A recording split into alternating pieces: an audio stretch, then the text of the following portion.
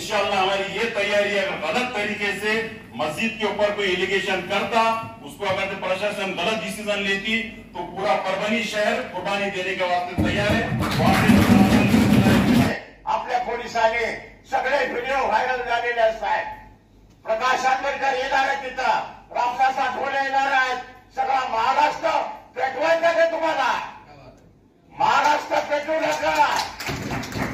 आणि सगळ्या महाराष्ट्रातले नेते जर आले तर तुमची काही खैर नाही। मग बांधवांनो, आम्हाला कमजोर समजू नका। आज रामचे अनेक नेते फोन करायला रात्री प्रकाश आंबेडकर बोलले, रामदासजी बोलले, मी म्हणलं काय नाही साहेब, परभणी आम्हाला शांत करायची आहे, परंतु तुम्ही हे बॉम्बिंग ऑपरेशन थांबवा। आमच्या वस्तीत जर कोणी जर एसआरपी घुसले तर त्या एसआरपीला गनिमत कोणी मारण झालं, जर आम्ही आदेश दिला तर त्याची काय खरं नाही, परंतु आम्ही गुन्हेगारांचं समर्थन करणार नाही। तुम्ही सांगा।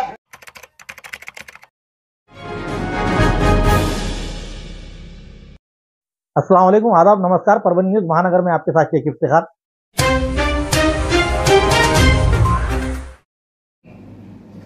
परभणी शहरामध्ये अतिशय तणावपूर्ण शांतता आहे। परभणीचे लोकप्रिय जिल्हाधिकारी यांनी प्रचंड प्रमाणात त्या ठिकाणी नेत्यांना बी, पुढाऱ्यांना बी, कार्यकर्त्यांना बी सर्वांना शांत करण्याचं आवाहन करण्याची विनंती केली।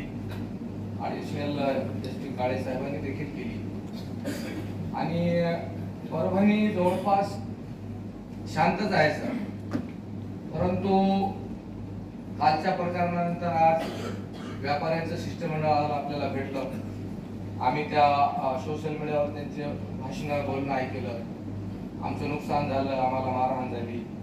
सर, मला विनंती करायची कलेक्टर साहेब, एकही दुकान जाळलं नाही, मग दुकान जाळण्याचा आरोप आमच्या आंदोलनकर्त्यावर का? कुणाचं शटर फोडलं नाही, कुणाचं दुकान जाळलं नाही, आम्ही कुणाच्या घरावर हमला केला नाही, पोलीस कर्मचाऱ्यावर दगडफेक केली नाही, एकही पोलीस जखमी नाही, परभणी शहरातल्या कोणत्याही व्यक्तीला जीवित व मानसिक हानी त्या ठिकाणी झाली नाही। इतकं नसताना देखील आमच्या आंबेडकरी समाजाचं आंदोलन बदनाम करण्याचं हे डाव आपण लक्षात घेतला। त्याच्या मागे कोणत्या शक्ती आहेत हे आम्हाला माहित नाही, आपणच ते शोधून बघितलं पाहिजे, परंतु आंबेडकरी समाजाचं आंदोलन बदनाम करणं आणि 3 दिवसाआधी निघालेला मोर्चा हे यशस्वी झाला हे म्हणणं कुठंतरी मला चुकीचं। कालचं आंदोलन त्या ठिकाणी संविधानाची विटंबना ही कुठून आली?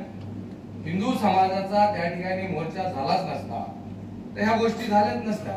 मोर्चा झाल्यानंतर अवघ्या 15 ते 20-30 मिनिटांमध्ये तो व्यक्ती आला, त्याने त्या ठिकाणी संविधानाचा विटंबना केली, अपमान केला, तोडफोड केली, त्याच्या खिशामध्ये 3 दगड होते। आता तो बाबासाहेबांच्या पुतळ्यापाशी जाऊन अजून काय काय करत होता त्यालाच माहित आणि त्याला पाठवणाऱ्या लोकांनाच माहित। आणि त्याला ज्यावेळेस आमच्या मुलांनी पकडलं, पोलीस खात्याच्या लोकांनी पकडून जेव्हा त्याला पोलीस स्टेशनला नेलं, अतिशय सन्मानपूर्वक, जसा राजकीय आरोपी आहे अशा पद्धतीने त्याला त्या ठिकाणी पोलीस स्टेशनला नेलं। पोलीस स्टेशनला जाताना त्याच्या खिशात कोणती चिठ्ठी नाही, त्याला खासदार साहेब त्याच्या खिशात कोणती गोळी नाही, आणि नंतर त्याच्या खिशामध्ये पागल असण्याची भीमराव दादा कस काय चिठ्ठी आली, त्या ठिकाणी गोळ्या कस काय आल्या? आणि आमच्या नांदेड आयजीचे, आमच्या नांदेडचे आयजी साहेब त्यांना पुन्हा सांगितलं की ते सर्टिफिकेट द्यायला की ते मनोरुग्ण आहे। मनोरुग्णाला साहेब त्या ठिकाणी संविधानच काय दिसलं? माझी गाडी दिसायला पाहिजे होती, कलेक्टर साहेबांच्या गाडीवर त्यांना हमला करायला पाहिजे, हात्यांबेरे साहेबाला मारायला पाहिजे, आमच्या भंतीजीला मारायला पाहिजे होतं। हे काही न करता फक्त बाबासाहेबांच्या समोर ठेवलेला अतिशय पवित्र त्या ठिकाणी तुमचं आमचं सर्वांचं ते संविधान आहे, त्याच्यावर देश चालते। आपण खासदार साहेब त्या ठिकाणी संविधानामुळे खासदार, आपण कलेक्टर साहेब संविधानामुळे, मला इथं बोलण्याची संधी दिली ती फक्त संविधानामुळे दिली। आणि त्या पवित्र संविधानाची जर विटंबना होत असेल आणि ती विटंबना झाल्यावर त्या ठिकाणी आंबेडकर समाजातले तरुण नेते जर पुढे येऊन एखादं आंदोलन करत असते आणि त्या आंदोलनाला जर या ठिकाणचा पोलीस प्रशासन, जिल्हा प्रशासन जर कुठे गालबोट लावत असेल तर ही आमच्यासाठी नाही साहेब, तुमच्यासाठी फार शोकांतिकाची गोष्ट आहे। सभी समाज के लोग थे, किशोर भी, मुस्लिम समाज के सब लोग बाबा साहब के पुतले के पास आए। कलेक्टर साहब ने आके हार डाल के वातावरण को शांत किया, बट सेकंड डे वातावरण बिगड़ते गया। शिवाजी चौक के अंदर मैं था, नौजवान बच्चों को कन्विंस करे, बड़ा मॉब था, पुलिस भी साथ में थी, वो लोगों को निकाल लिए, उसके बाद वो लोग चले गए। अभी सर हालत बिगड़ते गए, उन नौजवानों ने बोड़ों पे पत्थर मारे, मगर इसके पीछे जो शक्ति काम कर रही साहब, मैं आपको कुछ चीजें आपके संज्ञान में लाना चाह रहा हूँ कि काफी दिन से कल किसी की जान नहीं गई। कुछ लोग इस शहर के अंदर बड़ा दंगा कराना चाह रहे, मंदिर मंदिर मंदिर मस्जिद मंदिर मस्जिद। अभी सुप्रीम कोर्ट के सर आज के गाइडलाइन से कोई नया मंदिर मस्जिद मुकदमा दायर नहीं किया जाएगा वर्शिप एक्ट पर सुनवाई के दौरान बोले। आज सुप्रीम कोर्ट के एक्ट आ गए, 1919 के 1 के अंदर वर्शिप एक्ट कानून लागू कर दिया गया। बस स्टैंड के मंदिर को लेके बार बार टारगेट किया जा रहा है, मस्जिद को लेके टारगेट किया जा रहा है। मेरी आपसे विनती है साहब कि हमारे पास भी क्या पेपर है, आप हमारे पेपर भी चेक कर लीजिए। एक्चुअल में पीडब्ल्यूडी ने रोड एक्वायर किया नहीं है, एक्चुअल 33 फीट का निजाम-कालीन जमाने का रोड है वहां किसी को कंपनसेशन नहीं मिले हुआ है। कुछ लोग ये चाहते, अभी एक ट्रायल हो गया संविधान के ऊपर हमला करने के बाद, सब हमारे शहर के लोग शांत थे, किसी की जान नहीं गई, पूरे लोग रोड पर आके लोगों को कन्विंस करके, पुलिस का भी बहुत अहम रोल है। कुछ लोग पुलिस को जो टारगेट कर रहे, पुलिस कोई फरिश्ते नहीं है। परभनी के अंदर 300-400 पुलिस है, कभी पुलिस उधर जा रही, कभी पुलिस इधर जा रही। कुछ लोगों ने पुलिस का सुना, कुछ लोगों ने नहीं सुना। उसके बावजूद भी कुछ लोग ये चाहते, कल की घटना तो घट गई, इसके अंदर किसी का जान का नुकसान नहीं हुआ, ऊपर वाले का शुक्र है, मगर इसके बावजूद भी कुछ लोग ये चाह रहे शहर के अंदर, जब तक दलित मुस्लिम मराठा लोग मरते नहीं, किसी की जान नहीं जाती, तब तक वो लोग खामोश बैठने वाले नहीं। सर देश ने लोकशाही का अधिकार दिया, मुसलमानों ने, दलितों ने, मराठाओं ने मिलकर सब कुछ उनके लाया, ये हमारा हक है, हम लोगों ने डाले। पूरे इंडिया के अंदर हालात बदले, अभी महाराष्ट्र में लोगों ने दूसरी तरफ वोट डाले, वो लोग आए, हमारी उनको भी शुभेच्छा, मगर देश चलेगा संविधान से, किसी की बात की जाएगी नहीं। कोई भी आके कुछ बोल देगा कि कल मस्जिद तोड़ देंगे, मंदिर तोड़ देंगे। इससे पहले बाबरी मस्जिद का फैसला आया तो पूरे मुसलमानों के धर्म गुरु और पूरे मुसलमानों ने ये बोला कि जो भी सुप्रीम कोर्ट का फैसला आएगा हम लोग मानेंगे, और हम लोगों ने माना। और आज उसके बावजूद भी अगर कोई ये बोलता कि ये मस्जिद के नीचे मंदिर है, उसके बाद अगर कोई लोग तमाशा करते, गलत आता। संभल के अंदर 5 मुसलमान शहीद हो गए, और इंशाल्लाह हमारी ये तैयारी है, अगर गलत तरीके से मस्जिद के ऊपर कोई एलिगेशन करता, उसको अगर प्रशासन गलत डिसीजन लेती, तो पूरा परभणी शहर कुर्बानी देने के वास्ते तैयार है। 3 लाख लोकांचं नेतृत्व करणाऱ्या माणसाला आणि कलेक्टरच्या सोबत असणाऱ्या लोकांना जर तुम्ही आरोपी करणार असाल, आमच्या सुधीर त्या अटक त्यांनी नाव घेतलं भोरवांचं, पोलिसांच्या गाडीवर उभं राहून त्यांना शांततेचं आवाहन केलं। साहेब आमच्या विजय बापुडेवर किंवा रवी सोनकांबळेवर किंवा माझ्यावर आमचे दलित बांधव दगड मारतील आम्हाला? ती साकलाची का कोणाची बिल्डिंग आहे? आपल्या पोलीस प्रशासनाने सीसीटीव्ही चेक करावं। दगड वरून आले, राड वरून आले, आमचे मुलं वर जातात, विजय बापुडेच्या दिशेने राड आला, आम्ही खाली वाकलो आणि एकच राड 2 माणसाच्या डोक्यात लागला, एकाचं डोकं फुटलेलं आहे। आपण या ठिकाणचे कर्तव्यदक्ष कलेक्टर साहेब आहात, आपण काळजी करा। या ठिकाणी न्याय देवता तुमच्या हातात आहे, इथं शांतता आणि सुव्यवस्था बिघडण्याचं काम करू नका। जी काय जाळपोळ झालेली आहे, आमच्या एका दलित बांधवाच्या मुलानं कोणतं शेटर वॉल केलेलं नाही, कोणाच्या डोक्यात दगड मारलेला नाही, आम्ही स्वतः पाहिलेला आहे। पोरं गाड्यावरती आले, टायर पेटवले आणि पळून गेले। आंदोलनातली लोक पळून जातात। रात्री आम्ही परवाला घटना घडली, रात्रभर होतो, रात्री आम्ही 10 वाजेपर्यंत सोडत होतो। आंदोलनात पेटवणारी पोरं पळून जातात मोटरसायकलवरती, म्हणून याची दक्षता साहेब आपण घ्यावी। परभणी आम्ही पूर्ण चेक केलेली आहे साहेब, मी पत्रकार आहे, पूर्ण परभणी चेक केलेली आहे, फक्त बोर्ड कुठं पुढं तुटलेले आहे, कुणाचं असं जाणून बुजून नुकसान केलेलं नाही। आणि म्हणून दलित चळवळ दडपून टाकण्याचा प्रयत्न इथलच्या मनुवाद्यांनी, इथलच्या जातीयवाद्यांनी आणि प्रशासनानं करू नये, अशा प्रकारची विनंती करतो। जानी बीमारियों की शर्तिया इलाज, घुटने के दर्द, शुगर, बवासीर, गुर्दे की पथरी, सफेद दाग, हार्ट अटैक, अस्थमा, एलर्जी, दाग, कोड़ की बीमारी, गांठियों से पीड़ित अन्य बीमारियों से परेशान होते तुरंत संपर्क करें। डॉक्टर गोविंद कामटे, आयुर्वेदिक विद्या विशारद, बालाजी आयुर्वेदिक प्राकृतिक चिकित्सा केंद्र, शाखा नंबर 3, पुराना पेड़गांव रोड, पोस्ट ऑफिस के करीब, स्वामी फोटो स्टूडियो के बाजू। समय सुबह 9 बजे से दोपहर 2 बजे तक, शाम 5 बजे से रात 9 बजे तक। Mobile number 9921691008। आपल्या पोलिसांनी सगळे व्हिडिओ व्हायरल झालेले असतात। प्रकाश आंबेडकर येणार आहे तिथं, रामदास आठवले येणार आहेत, सगळा महाराष्ट्र पेटवायचा का तुम्हाला? महाराष्ट्र पेटवू नका। आणि सगळ्या महाराष्ट्रातले नेते जर आले तर तुमची काही खैर नाही। मग बांधवांनो, आम्हाला कमजोर समजू नका। आज आमचे अनेक नेते फोन करायला रात्री प्रकाश आंबेडकर बोलले, रामदासजी बोलले, मी म्हणलं काय नाही साहेब, परभणी आम्हाला शांत करायची आहे, परंतु तुम्ही हे बॉम्बिंग ऑपरेशन थांबवा। आमच्या वस्तीत जर कोणी जर एसआरपी घुसले तर त्या एसआरपीला गनिमत कोणी मारण झालं। जर आम्ही आदेश दिला तर त्याची काय खरं नाही, परंतु आम्ही गुन्हेगारांचं समर्थन करणार नाही। तुम्ही सांगा, आम्ही व्यापाऱ्याच्या विरोधात सुद्धा नाही, आम्ही प्रशासनाच्या विरोधात नाही, पण जिथं कुठं चुकत असेल त्याच्या विरोधात मात्र आम्ही आहोत। काल जे अतिरेक झाला, एसपी साहेब, आंबेडकरी तरुणाच्या विरुद्ध गुन्हे दाखल करण्यासाठी आपण जे बॉम्बिंग ऑपरेशन केलं, आंबेडकरी वस्त्याला टार्गेट करण्यात आलं साहेब।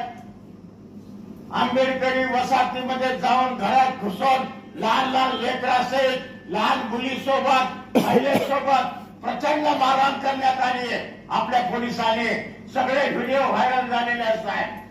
प्रकाश आंबेडकर येणार आहे तिथं, रामदास आठवले येणार आहेत, सगळा महाराष्ट्र पेटवायचा का तुम्हाला? महाराष्ट्र पेटवू नका। आणि सगळ्या महाराष्ट्रातले नेते जर आले तर तुमची काही खैर नाही। मग बांधवांनो, आम्हाला कमजोर समजू नका।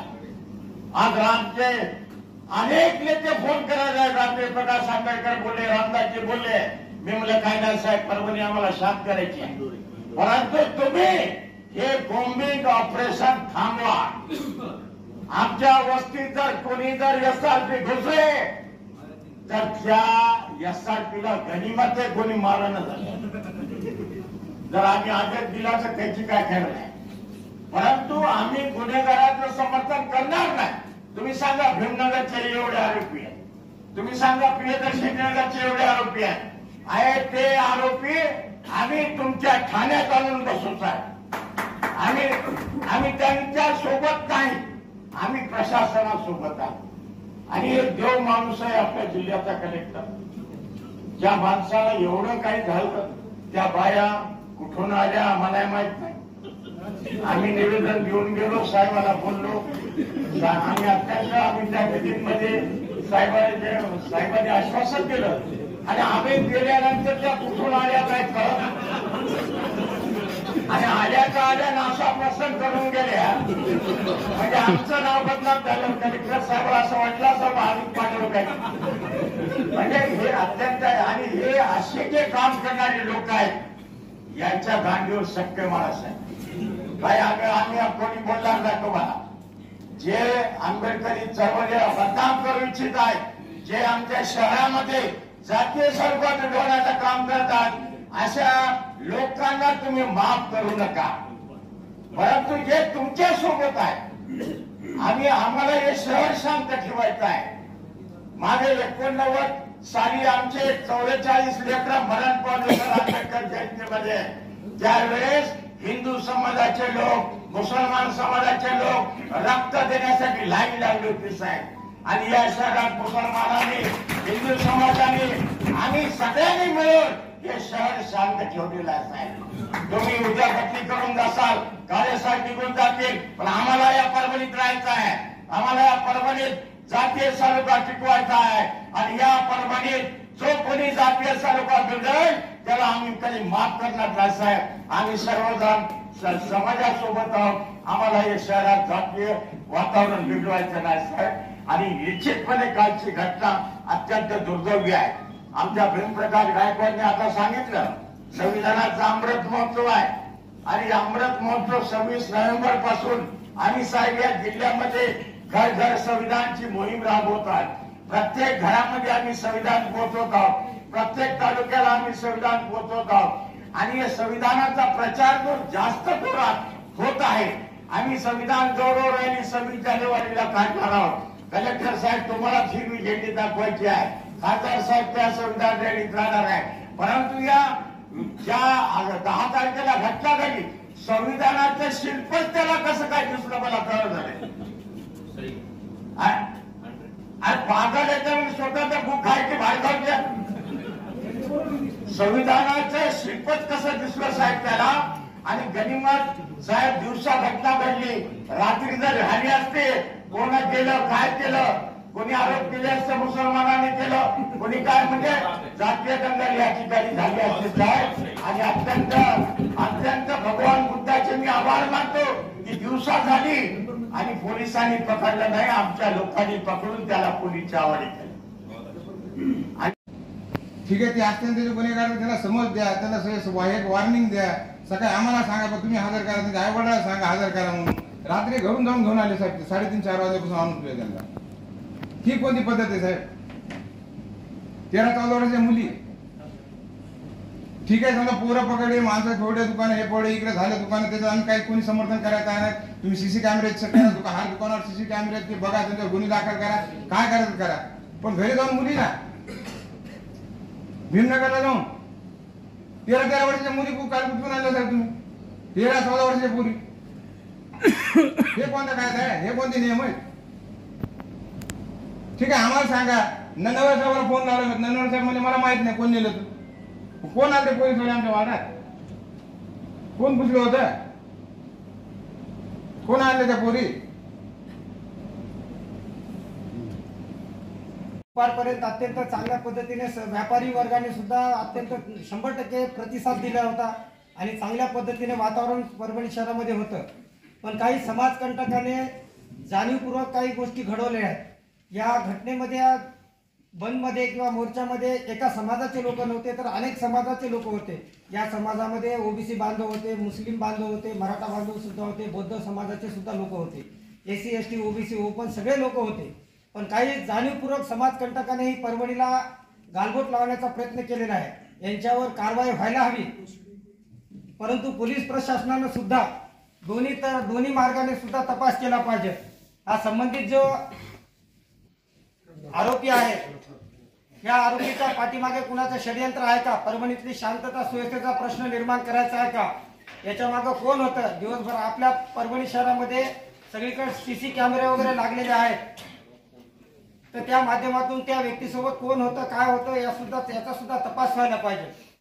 सगळ्या नेत्या मंडळीतून निषेध व्यक्त करण्यात आला आणि हे बरोबर आहे. संविधानाचा अपमान या ठिकाणी देशामध्ये कुठेही सहन केला जाणार नाही. आपण त्या ठिकाणी बाबासाहेबांच्या पुतळ्याजवळ आलात लोकांना शांत करण्याचा प्रयत्न केला. आम्ही ते सगळ्यांनी पाहिलं, आम्ही तिथं भेट पण दिली. परंतु जी काही घटना दुसऱ्या दिवशी जे बंद होता त्या बंद मध्ये जी काही घटना मोर्चा म्हणजे जे बंदची हाक देण्यात आली होती अत्यंत शांततेच्या मार्गाने हा बंद होणार होता.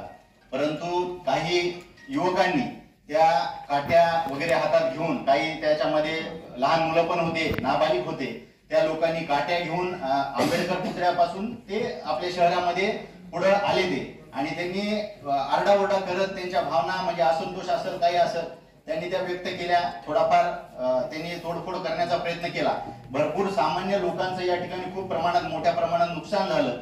इथं आम्ही गांधी पार्कामध्ये मी स्वतः होतो, माझ्या मित्रांची गाडी फोडली आणि मला त्यांनी फोन केला. मी ऍडिशनल साहेबांना कॉल केला परंतु ऍडिशनल साहेब इथं त्यांना मॉब हँडल करायचा होता म्हणून तिथं येऊ शकले नाही. आदरणीय काकडे साहेब तिथं PI नानलपेठचे आले आणि त्यांनी मॉबला समजून सांगितलं आणि तिकडून एक मॉब येऊ लागला आणि त्या मॉबला सुधीर साळवे आमचे बंधू आहेत बौद्ध बांधव आहेत माझे ते पण आले. त्यांनी पण समजून सांगितलं जर तिथं सुधीर भाऊ आणि आम्ही किंवा बाकीचे नसले असते तर दुसरं गालबोट लागण्याची दाट शक्यता होती. आपण या ठिकाणी सर्व सुज्ञ आहात, जबाबदार बसलेले आहात. मला असं वाटत नाही जी घटना झाली ती निंदनीय आहे परंतु परभणीला जे गालबोट लागलं यानंतर सगळ्या समाजाने जबाबदारी घेऊन या ठिकाणी असल्या कुठल्याही प्रकारचं आंदोलन आणि उपोषण किंवा काही असेल त्या ठिकाणी जबाबदारी सर्वांनी घ्यायला पाहिजे आणि त्यांनी आपला आक्रोश व्यक्त केला. त्या आक्रोशाचाच एक भाग माननीय जिल्हाधिकारी साहेब यांच्या पुढचे कागद उचलण्यात आले.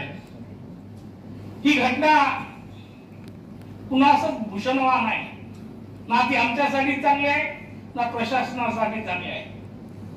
पण कालपासून आम्ही जे ऐकतो आहोत ते असं की पोलीस प्रशासन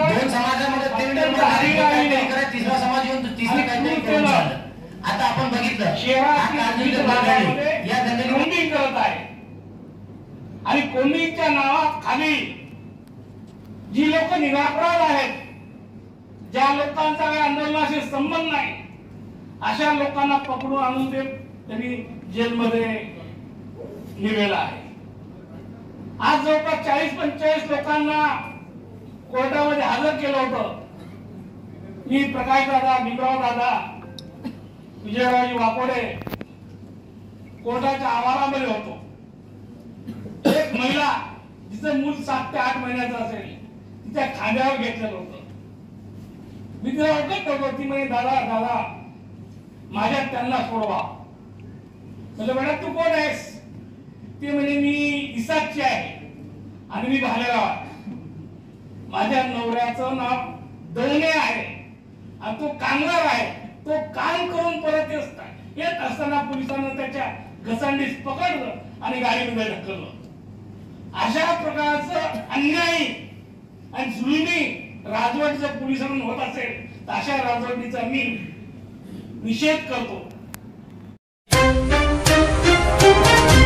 खूबसूरती का राज डॉक्टर हाशमी के पास. बालों का झड़ना, चेहरे के दाग व धब्बे, दीगर समस्याओं का इलाज हमारे पास. हमारे अपने बनाए हुए प्रोडक्ट्स 100% नेचुरल, कुदरती तौर पर इलाज बगैर किसी साइड इफेक्ट के साथ. पूरी तरह से कुदरती व खालिश प्रोडक्ट्स आपके सामने बनाए जाएंगे. हमारे खुद के बनाए हुए प्रोडक्ट शिकाकाई, रीठा, आंवला, मेथी, गुड़हल के फूल, भिंगरा, एलोवेरा के जरिए हर्बल ऑयल वो हर्बल शैम्पू बालों का झड़ना व डैंड्रफ को खत्म करने के साथ सर की खुजली को खत्म करे. पतले बालों का इलाज फायदेमंद है, साथ ही बालों को लंबा, घना और खूबसूरत बनाए. चेहरे के दाग धब्बे, कील मुहासे, रूखी त्वचा वो चेहरे की झुर्रियां खत्म करे, साथ ही चेहरे को खूबसूरत बनाता है. खूबसूरती का राज डॉक्टर हाशमी के पास. हमारे पास ऑयल मशीन है जिससे हम आपके लाए गए खोपरा, कलौंजी, बादाम व अन्य सामग्री का तेल निकाल कर देंगे आपके सामने. एड्रेस डॉक्टर हाशमी मिनाज, खान साहब बिल्डिंग के पीछे, दरगाह रोड, परभणी. 8421522947, 8669131304.